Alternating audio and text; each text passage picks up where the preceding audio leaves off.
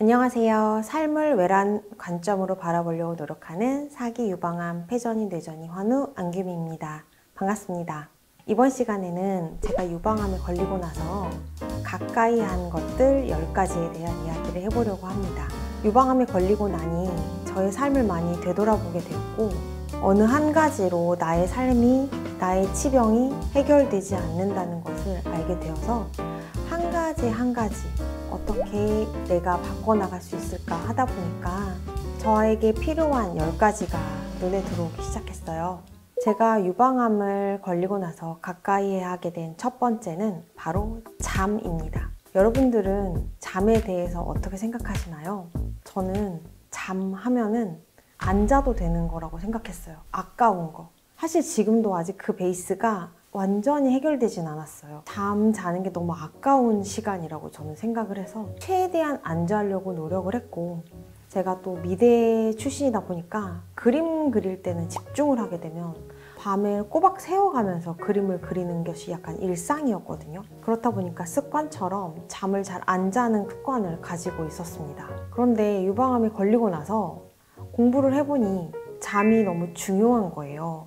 우리 몸이 세포가 리셋하는 시간이 8시간인데 그 8시간이 충분한 수면이 되지 않으면 내 몸이 쓰레기를 청소할 시간이 없다는 것을 알게 되었어요. 그런데 이미 습관이 잠을 안 자는 습관으로 만들어져 있다 보니까 억지로 잠자는 게 너무 고통스러웠습니다. 그래서 낮에 운동도 해보고 멜라토닌도 먹어보고 하지만 깔끔하게 해결이 되진 않았어요. 근데 제가 저를 바라보니 긴장도가 되게 높은 사람이더라고요. 그래서 긴장도를 낮추는 방법을 생각해봤고, 긴장도를 낮춰서 데이터가 많이 안 들어오는 방법을 택했더니 점점 잠을 자는 일관성이 생기게 되었습니다. 그래서 지금 현재는 일찍 잠이 들지는 못하지만 11시에서 12시 사이에는 잠이 들려고 노력하고, 일어나는 시간은 7시에서 8시 사이를 유지하려고 노력하고 있습니다. 총 잠자는 시간을 8시간으로 유지하려고 노력을 하고요. 잠을 잘 때 나오는 파장이 알파파가 나오거든요.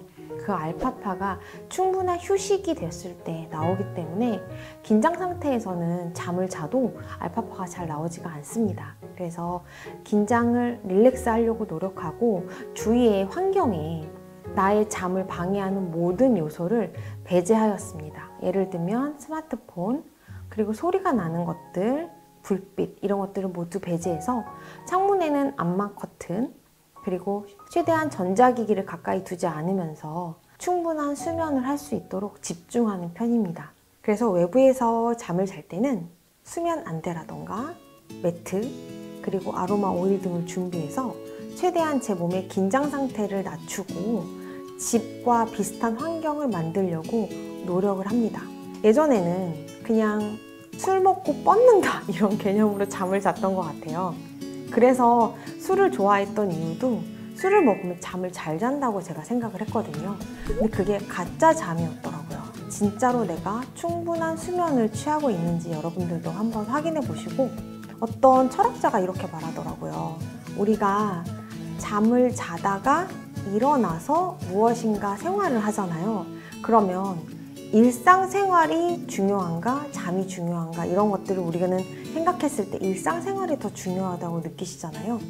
그런데 그 철학자가 이렇게 말하더라고요. 우리는 잠을 자다가 잠시 일어나서 일상생활을 하는 것이다. 그러니까 주가 잠이고 깨어있는 시간이 오히려 외부의 시간이라는 거죠.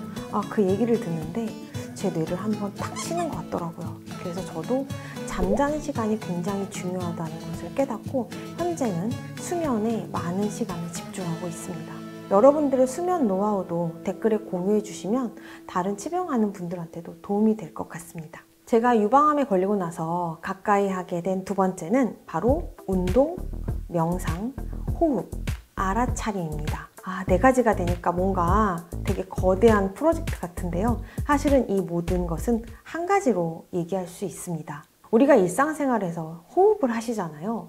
호흡을 어떻게 하고 계시나요? 들어가고 숨이 나가고 이것을 인지하고 계시나요? 아니면 그냥 숨은 자동으로 쉬어지는 거니까 나 숨 쉬고 있지 라고 생각하시나요?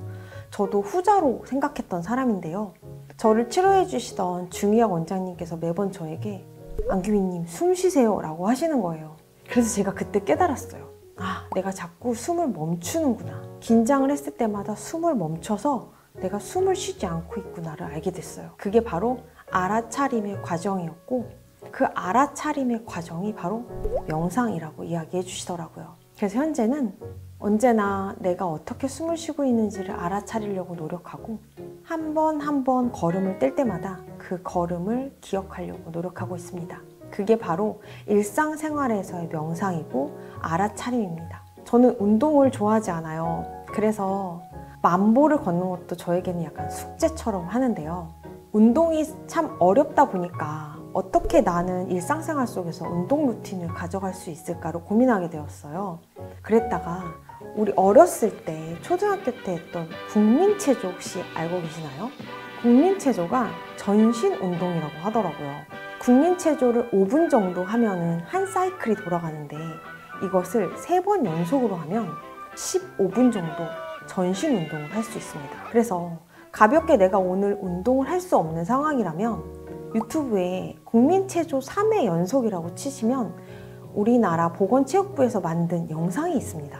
그래서 그걸 보고 한 동작 한 동작을 알아차림으로 따라 하시다 보면 머리에서 송글송글 땀이 나시게 됩니다. 멀리서 힘들게 운동을 한다 생각하지 마시고 일상생활에서 가볍게 운동하시는 방법을 국민체조로 추천드립니다. 또 앞으로 겨울이 다가오면 나가서 운동하기 힘들잖아요. 그래서 강력하게 추천하는 방법입니다. 그리고 잠자기 전에 나의 호흡을 생각하시면서 잠을 드시면 앞서 얘기한 1번 잠에 대한 것도 많은 해결이 됩니다. 들어가고 나가고를 생각하면서 복식 호흡을 100번 정도 한다고 생각을 하시면, 우리가 양 100마리 센다고 하잖아요. 그런데 양 100마리를 아마 다 세고 잠을 드시는 분은 없으실 거예요. 보통은 중간에 잠이 드시죠? 그것처럼 복식 호흡을 100번 한다고 생각하고 잠이 드시면 잠자는 동안에도 복식 호흡을 하고 있다고 합니다. 복식 호흡을 해야 우리 몸의 세포가 리셋이 되는 시간이 빨라지고 세포가 건강해지고 우리 몸에 있는 모세혈관도 다 확장이 되기 때문에 잠자는 동안의 대사도 활성화가 됩니다. 오늘부터 멀리서 운동 찾지 마시고 잠자기 전에 복식호흡 100번, 그리고 아침에 일어나서 국민체조 3번, 요거 저는 강력하게 추천드립니다. 제가 유방암에 걸리고 가까이 하게 된 3번째는 유기농 무농약 식품입니다. 예전에는 대부분 마트에서 그냥 아무거나 좀 저렴한 식품을 구입해서 식탁 위에 올렸는데요. 제가 유방암에 걸리고 나니까 중금속에 대한 이슈, 농약에 대한 이슈 이런 것들을 알게 되면서 유기농 무농약 식자재를 구입해서 식탁을 풍성하게 차리기 시작했습니다. 그러면서 파이토케미칼에 관심이 많아졌는데요. 여러분들 파이토케미칼을 들어보셨나요? 파이토케미칼은 식물이 가지고 있는 화학 물질입니다. 우리 몸에 좋은 영향을 주는 화학 물질인데요. 이 파이토케미칼을 외우려고 하면 너무 어렵더라고요. 그래서 저는 식탁 위에 다양한 색깔로 음식을 차리면 이 파이토케미칼 식단이 된다는 것을 알게 되었습니다. 빨간색, 노란색, 초록색, 보라색, 흰색. 내가 오늘 하루 종일 먹었던 식품 중에 이 5가지 색깔이 있는지를 생각해 보시면 됩니다. 그렇다고 해서 이 5가지를 안 먹었다고 해서 크게 문제되는 것은 아니니까 오늘 내가 보라색 못 먹었네 해서 자책하실 필요는 없고요.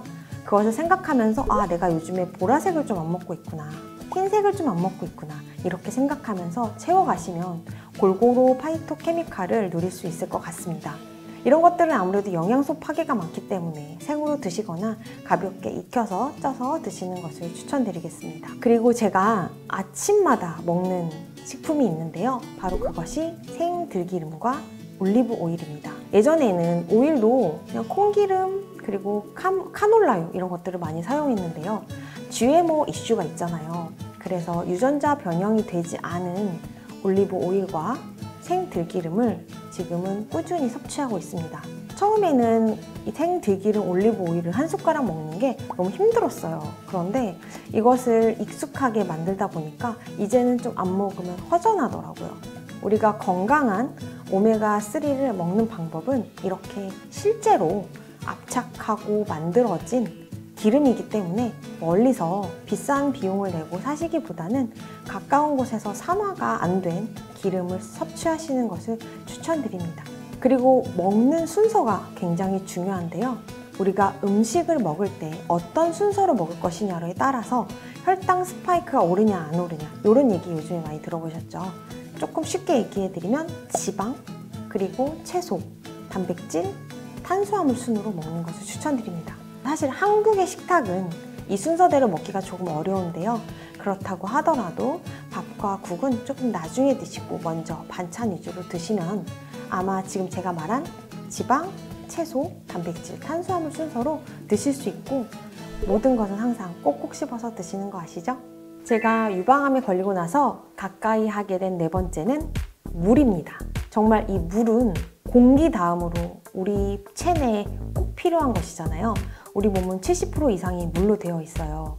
저는 물을 잘 못 마시는 사람이었습니다. 저는 그런 사람인 줄 알았어요. 그래서 난 물 별로 안 마셔. 나 물 안 좋아해. 난 맹물은 못 마셔. 이런 말 제가 많이 했었거든요.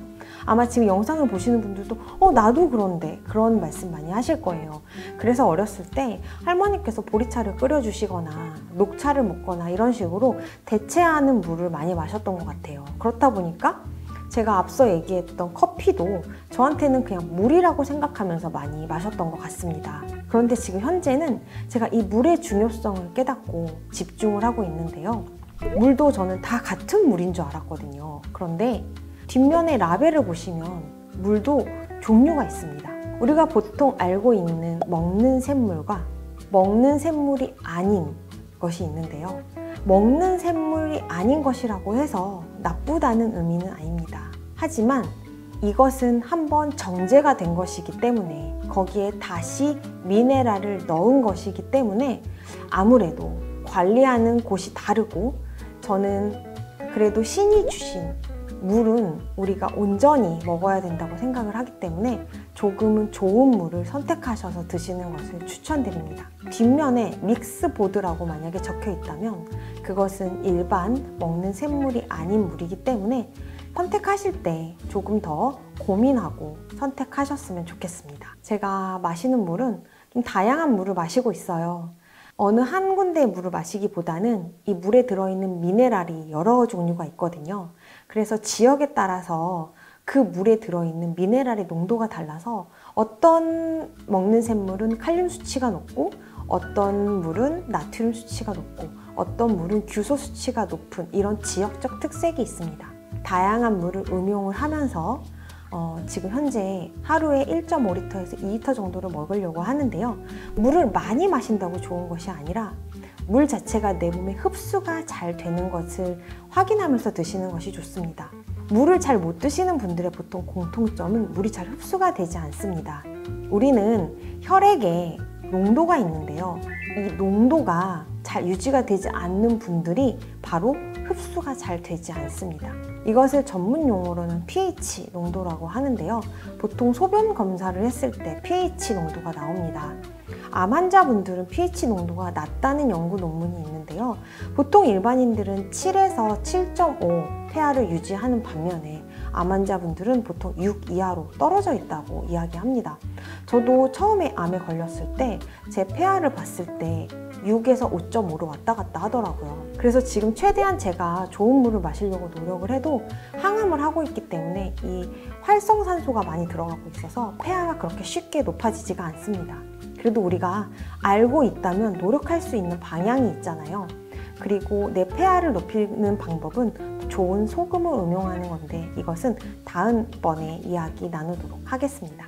제가 유방암에 걸리고 가까이 하는 5번째는 소금과 미네랄입니다. 앞서 얘기한 사실 물과 어찌 보면 같은 맥락인데요. 제가 이것을 따로 이렇게 이야기를 나눈 이유는 여기에 별표를 정말 많이 주고 싶기 때문입니다. 대한민국 국민들은 소금을 많이 먹는다고 알고 있지만 사실은 소금을 많이 드시고 계신 것이 아니라 나트륨을 많이 드시고 계십니다. 소금과 나트륨은 엄연히 다른데요. 소금 안에는 나트륨 함량이 높지만 다양한 무기질들이 있습니다.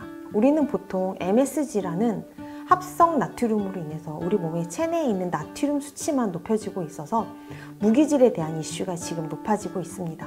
제가 초등학교 때는 단백질, 지방, 탄수화물에 집중을 했다면 제가 대학교 때쯤은 이제 비타민을 맞는 사람들이 관심이 갖게 되었고 현재는 무기질에 관심이 많아진 상황입니다.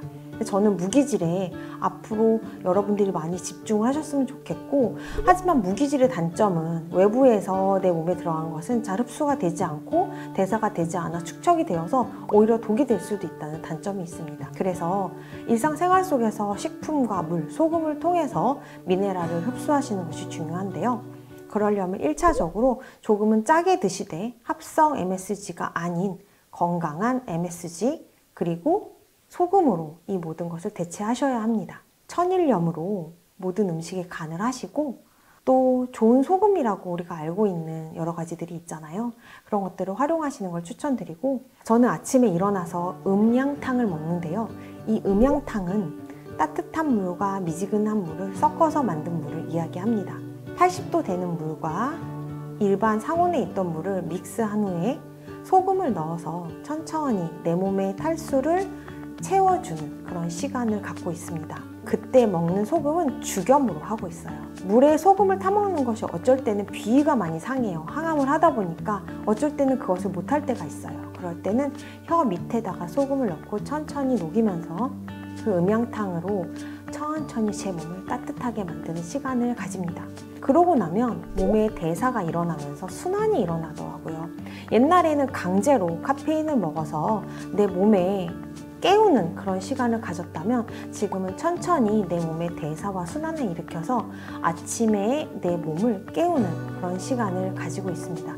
여러분들도 그동안 조금은 잘 알지 못했던 미네랄에 대해서 이번 시간에는 각성을 하시는 그런 시간이 되었으면 하는 바람이 있습니다. 지금까지 유방암에 걸리고 나서 제가 가까이 한 5가지에 대해서 알려드렸는데요. 이 5가지 들어보시니까 일상생활에서 다 모두 접하시는 것들이죠. 하지만 조금의 관심으로 내 몸에는 엄청난 효과를 가질 수 있습니다. 혹시 이 부분에 대해서 궁금한 점이 있으시다면 댓글로 달아주시면 제가 좀 더 자세한 내용은 댓글로 답변 드릴 수 있을 것 같습니다. 다음 시간에는 나머지 5가지에 대해서 이야기해 볼 텐데요. 오늘 영상이 여러분에게 도움이 되셨다면 좋아요, 구독은 저에게 그리고 치병생활하는 많은 환우분들에게 힘이 됩니다.